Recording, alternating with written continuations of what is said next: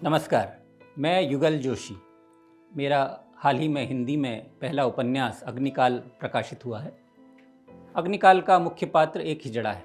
भारत में भारतीय साहित्य में खासकर महिलाओं और ट्रांसजेंडर्स पर, हिजड़ों पर बहुत कम साहित्य लिखा गया है। मुझे मलिक काफूर की कहानी ने तब से आकर्षित करना आरंभ किया जब मैं इतिहास की पढ़ाई कर रहा था। मैं एक मध्यम वर्ग से संबंध रखता था और मेरा आरंभिक जीवन दुर्गम पहाड़ों में बीता।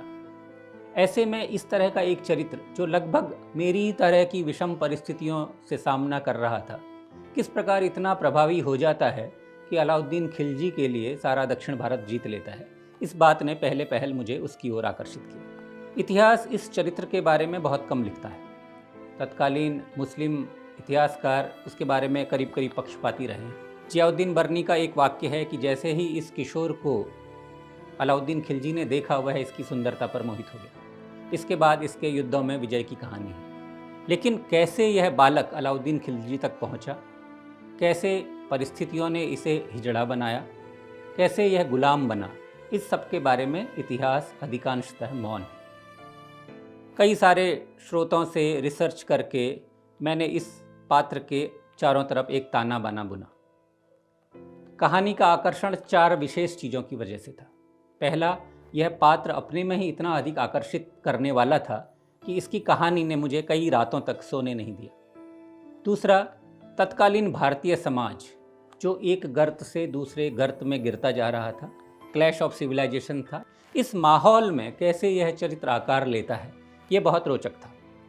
तीसरा, अगर मैं उस समय इस चरित्र के समकालीन और किरदारों की बात करूं तो एक से एक कैरेक्टर्स थे। अमीर खुसरो थे तो हज़रत निज़ामुद्दीन औलिया थे, अलाउद्दीन खिलजी है तो गुजरात का राजा कर्ण घेलो है। इसी तरह दक्षिण भारत में उसमें बड़े बड़े पराक्रमी राजा थे, चाहे देवगिरी के रामचंद्र हों, काकतियों के प्रताप देव रुद्र हों, या होयसल के बल्लाल हों, या पांड्या भाई वीर और सुंदर पांड्या या उनके चाचा विक्रम पांड्या। ऐसे विशाल बड़े कैरेक्टर्स के बीच कैसे एक हिजड़ा, कैसे एक गुलाम हिजड़ा सत्ता के शिखर तक पहुंच जाता है, ये अद्भुत कहानी थी। चौथा, इसकी प्रासंगिकता आप सभी पाठकों के लिए, इस देश के लिए। बिना इतिहास को जाने, बिना इस इतिहास के उस दौर से जो हमारा एक तरह का निम्नतम बिंदु था, गर्त थी बड़ी, उसे जाने बिना हम आज के इतिहास और अपने भविष्य के बारे में बहुत सही तरीके से नहीं सोच सकते।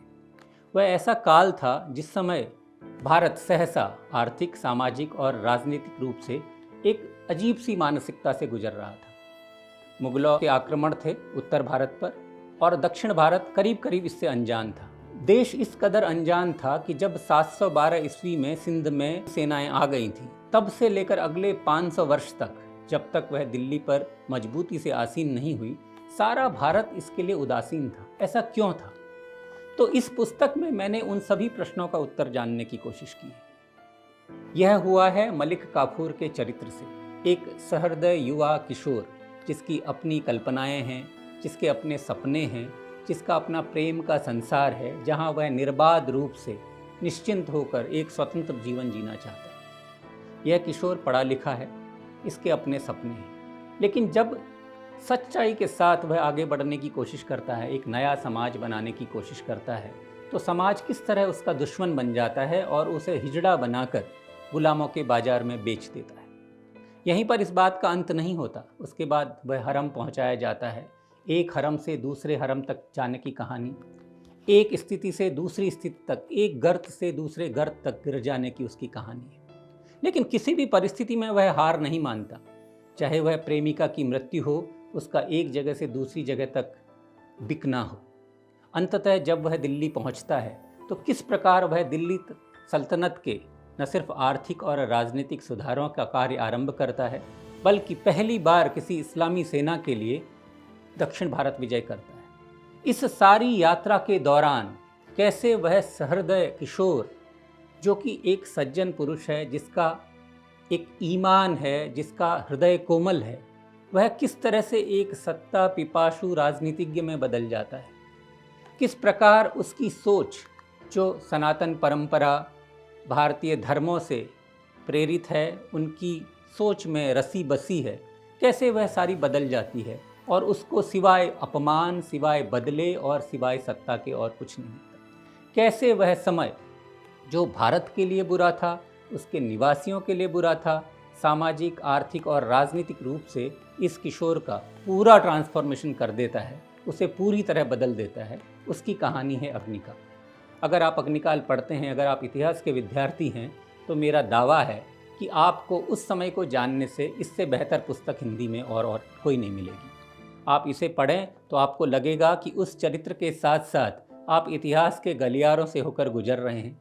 उस समय का जो रिक्ष इतिहास है वह आपकी आंखों के सामने घटित हो रहा है। आप इस पुस्तक को पढ़ेंगे, अपनी राय देंगे तो मुझे बहुत अच्छा लगेगा। यह पुस्तक आपके नज़दीकी बुक स्टोर्स पर उपलब्ध है, साथ ही अमेजॉन पर भी उपलब्ध है। नमस्कार। जो है आपके आसपास,